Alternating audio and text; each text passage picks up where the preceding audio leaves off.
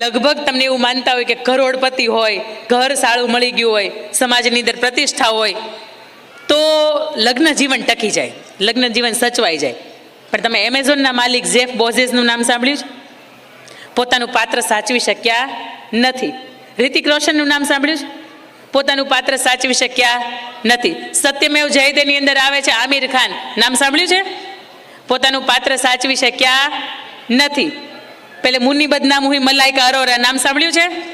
પોતાનું દાંપત્ય જીવન ટકાવી શક્યા નથી. અને પછી વાય ધીસ કોલાવેરી દી, નામ સાંભળ્યું છે? ધનુષ, એનો સિંગર ધનુષ, પોતાનું પાત્ર ટકાવી શક્યા નથી. આ બધા જ ઉદાહરણો તમને એવું સાબિત કરે છે કે પૈસા હતા, પદ હતું, પ્રતિષ્ઠા હતી, પરિવાર સારો હતો, છતાંય પોતાનું જીવન સચવાતું નથી. પોતાનું અંગત જે અર્ધાંગના, પોતાની જે જીવન પાત્ર હોય ને સચવાતું નથી. એનું કારણ શું છે ખબર છે? એનું કારણ કદાચ સમજણ ઘટતી હશે. પણ એની સામે આમ તમે જો તો રતન ટાટા અને મોદી સાહેબ અને રાહુલ ગાંધીએ નક્કી કરી નાખ્યું ને કે આપણે રિસ્ક લેવું જ નથી. એમ આ રિસ્ક જ નહીં. રિસ્ક લઈએ તો એમ કે છૂટાછેડા થઈ ગયા. એમ નાનપણની વાત અલગ હતી, પણ આ તો હસવાની વાત છે કે પદ હતી, પ્રતિષ્ઠા હતી, નામના હતી, વિશ્વના ટોપ 10 ની અંદર કદાચ નામ આવી જાય, છતાં પણ પોતાનું પાત્ર ન સચવાતું હોય તો ક્યાં કઈ સમજણ ઘટતી હોય. પણ બે ત્રણ એક મજાના કિસ્સા અને સત્ય કિસ્સાઓ છે. આ મંચ ઉપરથી મારે જેટલી પણ વાત કહેવાની છે ને બધી સત્યને કેન્દ્રમાં રાખીને મારે કહેવાની છે. એટલે સત્ય હશે ને તો તમને સ્પર્શાશે. વાત નંબર 1, તમે જો છૂટાછેડા થવાનું કારણ શું હોય, પછી હું મૂળ વાત ઉપર આપણે આવું છું. ગુજરાતની અંદર હમણાં એક ઘટના બની. એ ઘટનાની અંદર કંઈક એવું હતું કે બેન ઘર સફાઈ કરતા હતા. રસોડાની અંદર એક ડબ્બો છે એમનાથી અંબાતો નહોતો, પાટલો મૂક્યો, ટેબલ મૂક્યું, છતાંય તેમનાથી અંબાતો નહોતો. એટલે એમના પતિને એણે કહ્યું કે સાંભળો છો, આ ડબ્બો છે ને મારા હાથથી અંબાતો નથી. એટલે એના પતિએ ખાલી એટલું જ કીધું કે તારી જીભથી પ્રયત્ન કર ને, અંબાઈ જશે. સંબંધનો સત્યાનાશ, રામ રામ સત્ય હે. છૂટાછેડા થઈ ગયા. બોલો, આવી નાની નાની ઘટનાઓ છે. એમ વાત નંબર 2, એક પતિ પત્ની હતા ને ગામડે રહેતા. આ બધી જ સત્ય વાર્તા છે, એટલે તમને સમજાશે કે ખરેખર આપણે ભૂલ ક્યાં આપણે કરી બાબતીએ છીએ. વાત નંબર 2, પતિ પત્ની ગામડે રહે. એના પત્નીને તાવ આવ્યો. એમના પત્નીને મારી જેવો બોલકો સ્વભાવ, પણ તાવ આવ્યો એટલે શાંતિ રાખે, એની આસપાસ કોઈ ઓછા જાય, કારણ કે તાવ પાછો જલ્દી તમને લાગી જાય. એટલે એમના પતિએ ખૂબ દવા કરાવી, પણ ક્યાંય એમને સારું ન થાય. એટલે કોઈ વ્યક્તિએ કીધું કે તમે શહેરમાં જાઓ અને શહેરમાં જઈને તમે ક્યાંક તે દવા કરાવો, ક્યાંક નિદાન કરાવો તો જલ્દી સારું થઈ જાય. એટલે એમના પતિ છે એમના પત્નીને લઈને શહેરની અંદર આવ્યા. સારા એવા ડૉક્ટરને ત્યાં એનું નિદાન થયું, ચેકઅપ થયું, અને થર્મોમીટર છે એ 3 મિનિટ પૂરતું એમના પત્નીના મોઢાની અંદર રાખ્યું. એમના પતિ થોડાક દૂર બેઠા હતા. આ ઘટના જોઈ ને એટલે એના પતિ દોડીને નજીક આવ્યા ને એને એવું કીધું, ડૉક્ટર સાહેબ એનો તાવ સારો થાય કે નહીં મારે નથી જોવું, પણ તમે જે આ મશીન મોઢામાં મૂક્યું છે એ કેટલાનું આવે ને એ મને તમે કહો. આ પહેલી વાર મારી જિંદગીમાં મારા પત્નીને મેં 3 મિનિટ સુધી શાંત રહેતા જોયા છે. તાવ સારો થાય કે નહીં એ પછીની વાત છે, પણ મને તમે એ કહો કે આ જે તમે મશીન મૂક્યું છે ને એ કેટલાનું આવ્યું છે. એના માટે મારે સગવડતા નહીં હોય તો હપ્તે હપ્તે આપી દે, પણ આ મશીન મને આપી દો. એટલે ડૉક્ટરનું એવું કહેવાનું કે આ મશીન મારે ઘરે યુઝ નથી થતું, હું જેટલા યુઝ કરું છું ને બધા અહીંયા જ કરું છું. આ હળવી શૈલી છે, પણ વાત મારે તમને આના માધ્યમથી એ કેવી છે કે પતિ પત્નીની વચ્ચે, બે પાત્રની વચ્ચે જ્યારે સમજણ હોય ને ત્યારે ખૂબ મજા આવતી હોય. અને સગપણ સંમેલન એટલે વિવાહ સુધીનો એક મંજિલ સુધી આવતો હોય.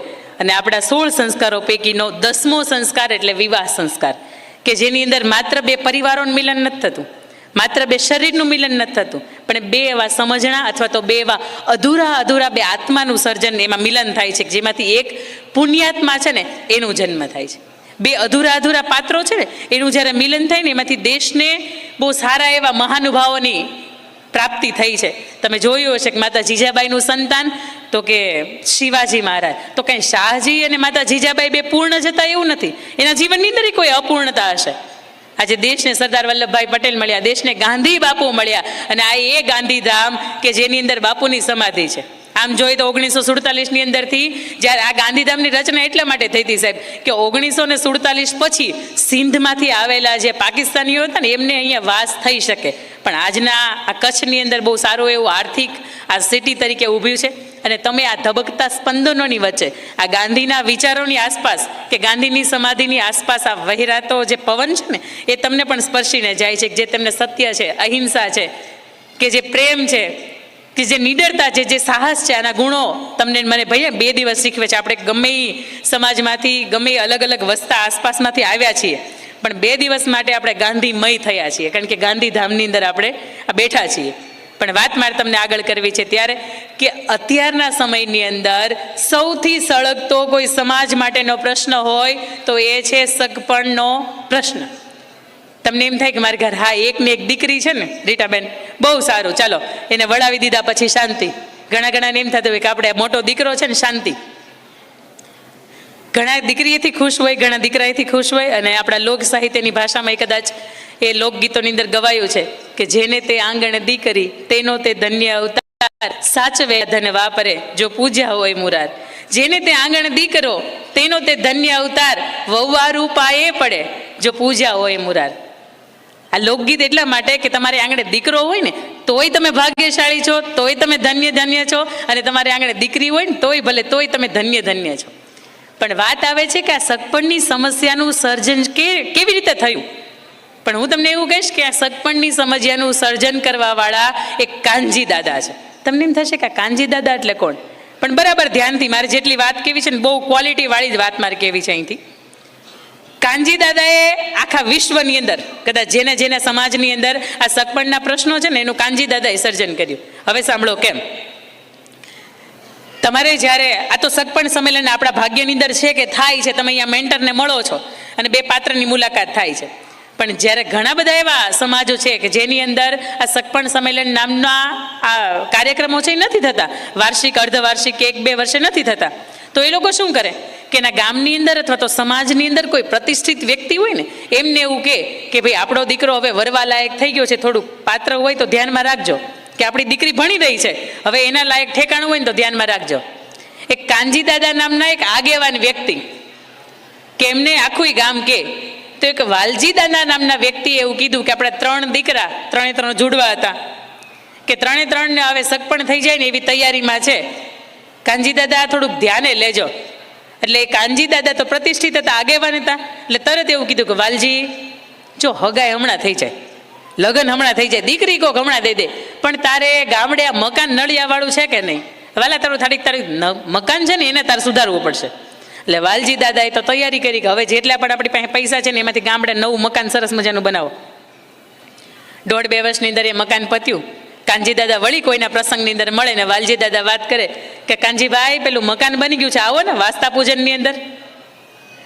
પણ હવે તો દીકરા માટે તો કોઈ દીકરી હોય તો ધ્યાનમાં રાખજો. એટલે તરત કાનજી દાદા કે વાલા તારે મકાન ગામડે બન્યું પણ તારે શહેરની અંદર તો મકાન નહીં.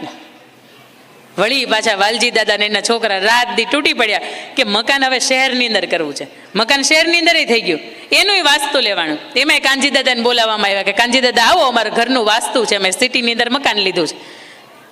વાલા તારે 4 વ્હીલ તો નહીં ને, 4 વ્હીલ માટે મગજમારી કરી. વાલા તારે મકાન તો સરસ લઈ લીધું પણ તારે થોડુંક ફર્નિચર તો કરાવવું પડે ને, કે દીકરી લઈને અહીં આવું તો એને કંઈક સારું જ લાગવું જોઈએ ને. 4 વ્હીલ લીધી, 2 વ્હીલ લીધી, ઘરની અંદર વ્યવસ્થા કરાવી થોડી. અને પછી જ્યારે એમાં આ સમયગાળાની અંદર 8-10 વર્ષ વયા ગયા ને પછી જ્યારે વાલજી દાદા એમ કીધું ને કે કાનજી દાદા હવે એકાદી દીકરી જ બતાવો, તે કાનજી દાદા એમ કીધું કે વાલા તાર દીકરાની ઉંમર બહુ મોટી થઈ ગઈ હવે. સમજાય? જ્યારે 21, 22, 25 વર્ષના હોય ને ત્યારે આપણે જે જોવા જઈએ છીએ ને એને ગામડે મકાન નથી ને એને શહેરની અંદર મકાન નથી, એને પેલા પણ આ નથી ને એને 4 વ્હીલ નથી. એટલે મને એમ ખબર પડે કે નથી ને તો એ થાય અને હશે ને તો એ વયું જાહે. ભગવાન કે આપણે યાર એમઓયુ કરીને તો નથી આવતા કે ભાઈ તમને મેં 4 વ્હીલ આપી છે, તમને સરસ મજાનો મેં બંગલો આપ્યો છે, 5 વીઘાનો દાડમ વાવી શકો એવું ખેતર આપ્યું છે, તો એ આજીવન એમનેમ રહે.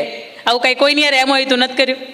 અને તમે દાખલા તમારી આસપાસ તમે દાખલા જોઈએ છે કે જેની પાસે કાંઈ નથી ને છતાંય તે એના પગલાં પડ્યા પછી કે એના આવવાથી તમારા ઘરની અંદર સમૃદ્ધિ વધી છે. કારણ કે એ લક્ષ્મી નથી આવતી, મહાલક્ષ્મી આવે છે. અને મહાલક્ષ્મી આવે ને એટલે લક્ષ્મીની સાથોસાથ આપોઆપ લઈને આવે. જો એ નાનપણથી જન્મી હોય તો એ લક્ષ્મી સ્વરૂપે તમારે ત્યાં લઈને આવે. અને મેં તો અઢળક એવા દાખલા જોયા છે. કદાચ દીકરાનો જન્મ થાય અને મા બાપનું ભવિષ્ય છે એ આગળ વધે કે ન વધે મને નથી ખબર, પણ દીકરીનો જન્મ થાય ને તો ચોક્કસ એ વર્ષની અંદર કે 1-2 વર્ષની અંદર પરિવારને બહુ સારી એવી સમૃદ્ધિની અંદર ક્યાંક ઈશ્વર છે ને દેણ આપી દે. કારણ કે ઈશ્વર છે ને દીકરાને એવું કહેતો હશે કે મોટો થાય ને એટલે બાપનું ધ્યાન રાખજે, અને દીકરીને એવું કહેતો હશે કે તું મોટી થઈશ ને તો ચિંતા નહીં કરતી, તારા બાપનું ધ્યાન હું રાખીશ. આ ઈશ્વર છે અને એની દેણ છે. પણ વાત તમને મારે એ કરવી છે કે સગપણની સમસ્યાની અંદર 5 મુખ્ય એવી બાબતો છે કે જે તકલીફ આપતી હોય. સૌથી પહેલી વાત છે કે વિચારોની ભિન્નતા. મા બાપને પૂછો ને કે દીકરી કેવી જોઈએ, એટલે મા બાપ તરત એવું કહેશે કે થોડીક સંસ્કારી હોય, થોડીક આધ્યાત્મિક હોય, એને થોડીક પૂજા પાઠ આવડતા હોય, થોડુંક અમારા નૈવેદ્યમાં, લાપસીમાં, હુરાપુરામાં, માતાજીમાં થોડીક માનતી હોય, અને થોડાક માતાજીએ હુરાપુરા દાદા ત્યાં જાય તો માથે ઓઢીને થોડુંક પગે લાગતી હોય, આવી દીકરી વાર જોઈએ છે. અને તમે દીકરાને પૂછો ને તરત એવું કહેશે કે સ્વતંત્ર વિચારવાળી હોય એવી મારે જોઈએ છે, હું ભણેલો છે અમે એ ભણેલી છે એવી જોઈએ છે, એ નોકરી કરતી હોય આવી જોઈએ છે, અને હું ક્યાંય પણ જાઉં અને 15 દિવસ કે 20 દિવસ મારા મમ્મી પાસે એની મૂકીને જાઓ તો મમ્મી પપ્પાની હાચવતી હોય ને આવી એ જોઈએ છે. આ મા બાપની આજના સંતાનોની આ વિચારની ભિન્નતા છે. પણ એ વિચારોની ભિન્નતાની વચ્ચે મારે તમને એક વાત કહેવી છે કે એક પતિ પત્ની હતા ને એનું જીવન કેવું સરસ મજાનું હતું. અકબરના સમયના એક પ્રતિષ્ઠિત સંત કે જેનું નામ સંત તુકારામ. તુકારામ એટલે એક એવા વ્યક્તિત્વ કે જેના જીવનની અંદર એના પહેરવા ઓઢવાના કપડાં સિવાય એની પાસે કશું નહીં. એક ગામની અંદર જાય, ત્યાં ભજન મંડળી કરે, ત્યાં સત્સંગ કીર્તન કરે, અને ત્યાં ગામ આખાને વ્યસન મુક્ત કરવાનો સંદેશો આપે, અને ગામ આખું વ્યસની બને. એવું કે તુકારામ હોય ને એને આખું ગામ ભેગું થઈને એવું નક્કી કરે કે આ તુકારામને આપણે એટલા બધા અપમાનિત કરવા છે કે એ અહીંથી ભાગી જવા જોઈએ. અને એના પત્નીની સાથે એ ગામની અંદર રહેવા માટે ગયા હતા. તુકારામને એક વખત બોલાવ્યા, તુકારામનો ટકો કરી નાખ્યો, તુકારામના માથા ઉપર ચૂનો ચોપડ્યો, એના ગળાની અંદર રીંગણાની, બટેકાની, કાંદાની, ટમેટાની માળા પહેરાવી, અને ગધેડા ઉપર ઊંધા બેસાડ્યા, આખા ગામની અંદર એનું ફૂલેકું ફેર્યું. એમના પત્નીના વાતની જાણ થઈ એટલે પત્નીના વિચારો કેવા હતા, આનું આટલું બધું હળહળ અપમાન કર્યું હોય તો આપણે આ ગામની અંદર રહેવાય નહીં, અથવા તો આપણે આ કોઈનું મોઢું કોઈને બતાવાય નહીં. સાંજે આવવા રહ્યો આ તુકારામ આવે એટલે એની પાસેથી આપણે રજા લઈને આપણે છૂટા થઈ જાય. આ વિચારોની ભિન્નતાની વાત કરું છું. સાંજે તુકારામ જે ઘરે આવે છે, તુકારામને એના પત્ની એવું કહે છે કે હવે મારે જીવવું નથી, આ તમારું આટલું બધું અપમાન જોયા પછી મને એમ નથી થતું કે મારે જીવવું જોઈએ. એટલે કે એમાં વાલી ક્યારે અપમાન જેવું લાગ્યું? તો કે તમારો ટકો કર્યો તમને અપમાન જેવું ન લાગ્યું? વાલી આપણી પાસે પૈસા નથી, 6 મહિના પહેલા વાળ કપાવ્યા હતા. સારી વાત છે કે ટકો કરી દીધો, આવનારા 6 મહિના સુધી વાળ ન કપાવવા પડે, એમાં ક્યાં અપમાન જેવું લાગ્યું? સમજો આ વિચારોની તાકાત છે, કેવી વિચારની તાકાત છે. તમારા માથા ઉપર ચૂનો ચોપડે તોય તમને અપમાન જેવું ન લાગ્યું? તમે તો એક તો શામ છો ને ચૂનો એટલે કેવું દેખાય? તો એટલે તરત તુકારામે કીધું કે માથાની અંદર છે ને જૂવું પડી હતી, ટોલા પડ્યા હતા. આપણી પાસે શેમ્પૂના કે એની પહેલાં અલગ અલગ કન્ડિશનર કે આવે ટ્રીટમેન્ટ, એના આપણી પાસે પૈસા નથી. સારી વાત છે કે ચૂનો ચોપડે ને તો એનાથી જૂ મૂળમાંથી વહી જાય. ત્રીજી વાત કે ગળામાં તમને રીંગણાની ને એની માળા પહેરાવીને તમને ઊંધા ગધેડા ઉપર બેસાડે તોય તમને શરમ જેવું કે તમને તમારું અભિમાન જેવું ન લાગ્યું? તમને ક્યાંક તો તમારું સ્વાભિમાન તમને લાગવું જોઈએ ને, ક્યાંક તો તમને આત્મા તમારો ડંખવો જોઈએ ને. તરત તુકારામે એવું કીધું કે વાલી આપણા લગ્ન થયા, આપણી પાસે પૈસા નહોતા, આપણું ફૂલેકું નહોતું નીકળ્યું, આજે આપણું ફૂલેકું છે એ મારું એકલાનું નીકળ્યું, એમાં અપમાન જેવું ક્યાં લાગ્યું? વાત નંબર 4 કે તમારા ગળાની અંદર એના રીંગણાની, બટેટાની, ટમેટાની આખા ભરીને થાય અને ભડથાના થાય ને આવા બધા રીંગણાની એની માળા પહેરાવી તોય તમને અપમાન જેવું ન લાગ્યું?